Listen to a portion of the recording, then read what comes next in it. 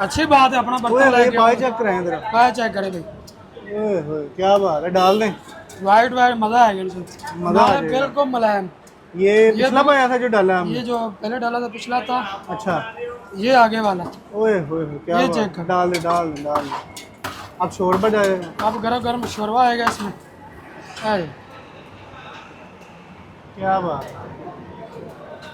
ढोल में तो ठंडा भी नहीं होना है। ना जी, वैसे बर्तनों वाला काम ठीक है, नहीं बर्तनों पहले यही वाला चलता था जबरदस्त काम। है।